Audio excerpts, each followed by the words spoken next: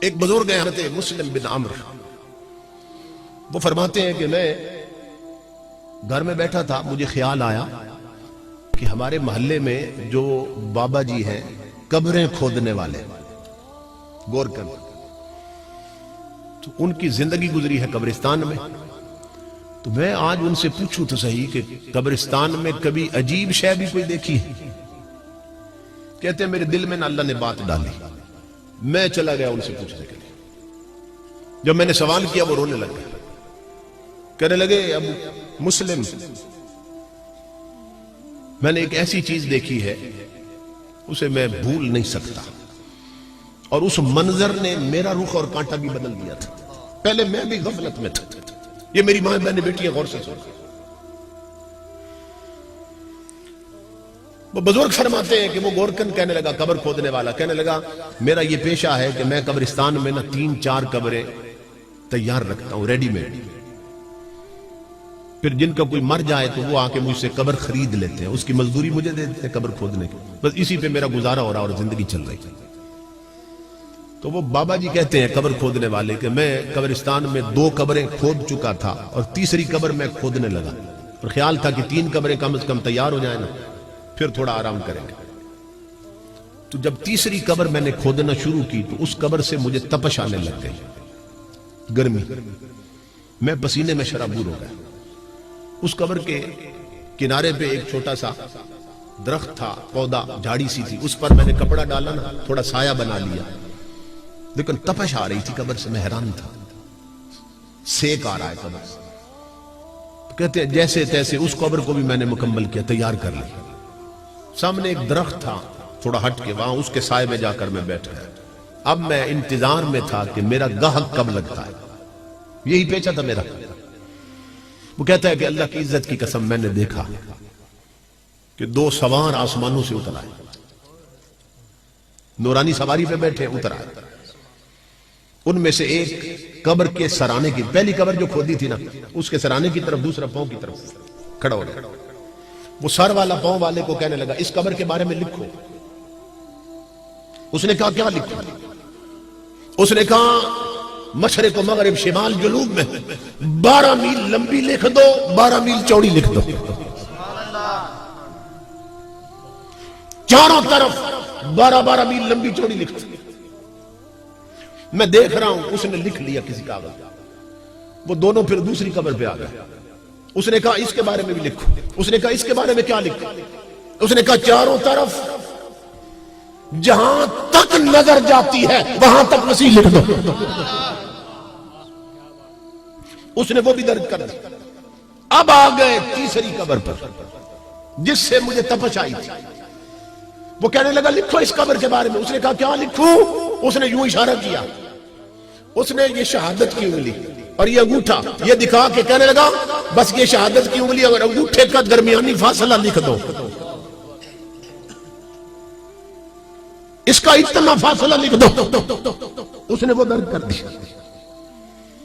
میں دیکھ رہا تھا، میرا رب مجھے دکھا رہا تھا، وہ جس طرح آئے تھے اسی طرح سواری پہ بیٹھے چلے گئے. اب قبروں کے حالات تو مجھے پتہ چل چکے تھے.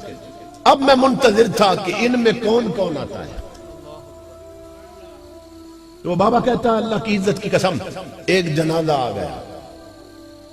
انہوں نے پہلی قبر مجھ سے خریدی، مگر میں دیکھ کر حیران ہو گیا کہ اس جنازے میں صرف 4 اور 4 8 اور 9 بندے تھے. 4 وہ تھے جنہوں نے جنازہ اٹھایا ہوا تھا، 5 بندے ساتھ تھے، 4 5 7 تھے، 6واں 7واں بندے کوئی نہیں تھا. انہوں نے پہلی قبر مجھ سے خریدی. میں حیران ہو گیا. میں نے کہا یہ کون مر گیا جس کے لیے قبر خریدی؟ اتنے تھوڑے بندے آئے ہیں جنازہ پڑھ دے. یہ کون ہے؟ انہوں نے کہا یہ ہمارے محلے کا سب سے غریب بندہ مرا ہے. یہ اتنا غریب تھا کہ اس کے جنازے کو کسی امیر نے اہمیت نہیں دی. غریبوں کے جنازے کون پڑھتا؟ غریبوں کے جہاں میں وقت بھی رک رک کے چلتا ہے. کبھی صبح نہیں ہوتی، کبھی شامیں نہیں ہوتی. تو ہم تو جنازے بھی ادلے بدلے میں پڑھتے ہیں کہ میرے مرے تھے تو یہ پڑھنے آئے تھے، اب ان کے مرے ہیں تو میں پڑھ جاؤں. غریبوں کے جنازے کون پڑھتا؟ وہ کہنے لگے یہ اتنا غریب تھا کہ اس کے جنازے میں بھی کوئی نہیں آیا اور ہم نے چندہ کر کے اس کے کفن دفن کا انتظام کیا. اتنا غریب تھا اور اسی چندے سے تجھے قبر کی مزدوری بھی دی ہے. میں نے ان سے پوچھا, میں نے کہا آپ بتاؤ مجھے, بے شک غریب تھا مگر اس کا کردار کیسا تھا؟ تو ایک بندہ کہنے لگا سن اللہ کی عزت کی قسم, یہ دولت کا غریب ضرور تھا مگر سجدوں کا غریب نہیں تھا, کلمے کا غریب نہیں تھا. یہ گلی میں چلتے ہوئے بھی اپنے نبی پہ درود پڑھتا رہتا تھا, یہ بیٹھا ہوا بھی کلمے کا ورد کرتا رہتا تھا, اس کا اکثر وقت مسجد میں بیتتا تھا, یہ وضو میں رہتا تھا. کہتا ہے میں نے اس کی مزدوری واپس کر دی. میں نے کہا اس ثواب میں بھی شریک ہوتا, جسے 12 میل لمبی 12 میل چوڑی مل رہی ہے, یہ تو اللہ کا نیک بندہ ہے. میں نے پیسے واپس کر دی. وہ دفن کر کے چلے گئے. میں پھر درخت کے نیچے بیٹھا تھا, انتظار میں تھا اب دوسری میں کون آتا. کہتا ہے پھر ایک جنازہ آ گیا. کچھ وقت کے بعد انہوں نے دوسری قبر مجھ سے خریدی اور اس پر میں اور حیران ہوا. کس بات پر؟ کہ اس بندے کے جنازے میں صرف وہی بندے آئے تھے جنہوں نے اس کی چارپائی اٹھا رکھی تھی. 4 بندے, 5واں بندے کوئی نہیں تھا. میں حیران ہوا. میں نے کہا یار وہ یہ کون مر گیا؟ اتنے تھوڑے بندے آئے جنازہ پڑھ گئے, صرف 4 بندے, یہ کون ہے؟ وہ کہنے لگے یہ ہم بھی نہیں جانتے یہ کون ہے, یہ مسافر ہے, پردیس میں مر گیا ہے, یہ کہیں اور کا رہنے والا, سفر میں مرا ہے. ہم نے پردیسی سمجھ کے اس کا کفن دفن کیا, ہمیں نہیں معلوم یہ کون ہے. وہ بابا کہتا ہے قبر کھودنے والا میری چیخ نکل گئی. میں نے انہیں کہا تم تو نہیں جانتے یہ کون ہے مگر میں جانتا ہوں یہ کون ہے. یہ کوئی محمد عربی کا سچا غلام آیا ہے, یہ کوئی رب کا ولی آیا ہے کہ جسے حد نظر تک وسیع قبر مل گئی. یوں فیصلے ہوتے ہیں. اس کی مزدوری بھی واپس کر دی, میں نے اس کو دفن کر کے چلے گئے. بابا کہتا ہے میں پھر درخت کے نیچے اب منتظر تھا اس تیسری میں کون آتا. اب سننا غور سے, تیسری میں کون آتا. یہ بہت بڑے اللہ کے ولی ہیں جو بیان کر رہے ہیں. کہتا ہے کچھ وقت گزرا, ایک جنازہ آیا. جنازہ کیا تھا؟ پیچھے عوام کا سیلاب آیا ہوا تھا. چودھری, ملک مار, راجے مہاراجے سب جنازہ پڑھنے آئے تھے. ایم این اے, ایم پی اے, ناظم, پٹواری سب آئے ہوئے تھے. کلاس 1 آفیسر سب جنازہ پڑھنے آئے تھے. اور جنازے پر نا میت کے اوپر ویلوٹ مخمل کی چادر پڑی تھی اور اوپر پھولوں سے لگی ہوئی تھی.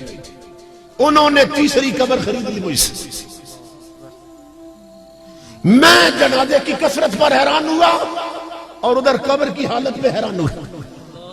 میں نے ایک بندے کو الگ کیا. میں نے کہا یار یہ کون مر گیا, کس کے لیے یہ قبر خریدی ہے؟ وہ کہنے لگا یہ ایک وڈیرے اور امیر کی بیگم مر گئی ہے, بیوی مر گئی ہے. میں نے کہا یہ کیسے تھے؟ انہوں نے کہا ان کے گھر میں دولت تو تھی مگر نبی کی شریعت نہیں تھی. پیسے نے انہیں غافل بنایا ہوا تھا. ان کے گھر کے مسلح ویران رہتے تھے, گھر کی الماری میں قرآن پڑا رہتا مگر گھر میں گانے چلتے تھے. غفلت تھی, دولت نے انہیں رب رسول کا باغی بنا رکھا تھا. پیسہ نہ انسان کو بگاڑ دیتا. کہاں یہ غافل تھی, بے پردہ گھر سے نکلتی تھی اور جیسی خود تھی ویسی عورتوں سے اس کے یارانے بھی تھے. اس کی سہیلیاں بھی بے پردہ بے حیا. وہ بابا کہتا ہے قبر کھودنے والا مسلم, اس دن سے میرا کانٹا بھی بدل گیا, میری غفلت کی پٹی بھی اتر گئی اور مجھے یہ بات سمجھ آ گئی کہ یہاں قبرستانوں میں زمین کے نیچے یہاں عہدے نہیں چلتے, ذات نہیں چلتی, دولت نہیں چلتی. یہاں اگر چلتی ہے تو صرف مدینے والے کی غلامی چلتی ہے.